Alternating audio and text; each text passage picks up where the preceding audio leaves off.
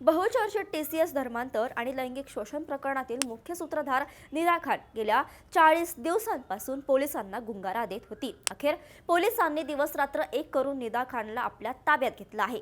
की काय घडलं सगळं सांगते, मात्र त्याआधी या प्रकरणातील संपूर्ण घटनाक्रमाची लिंक आम्ही आमच्या इन्स्टा बायोमध्ये टाकली आहे, ती नक्की पहा। दरम्यान स्वतःची ओळख लपवण्यासाठी निदा खान छत्रपती संभाजीनगर मधील नारेगाव परिसरातील एका निर्जन इमारतीत लपून बसली होती, जिथे आजूबाजूला लांबपर्यंत कोणतीही वस्ती नव्हती। अशा ठिकाणी ती आपल्या कुटुंबासह वास्तव्यास होती। मात्र नाशिक SITने तांत्रिक तपासाच्या आधारे तिचं लोकेशन शोधून काढलं आणि सलग 2 दिवस त्या इमारतीवर लांबून पाळत ठेवली। ती फ्लॅटमध्येच असल्याची खात्री पटताच पोलिसांनी मध्यरात्री छापा टाकून तिला जेरबंद केलं। विशेष म्हणजे स्वतःला गरोदर असल्याचं सांगत तिने जामिनासाठी प्रयत्न केले होते, मात्र हे प्रकरण आंतरराष्ट्रीय सिंडिकेटचा भाग असल्याचं सांगत न्यायालयाने तिचा जामीन फेटाळला होता।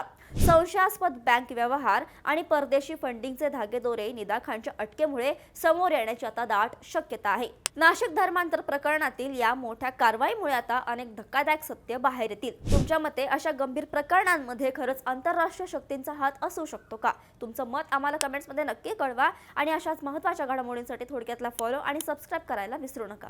बातमी म्हणजे थोडक्यात।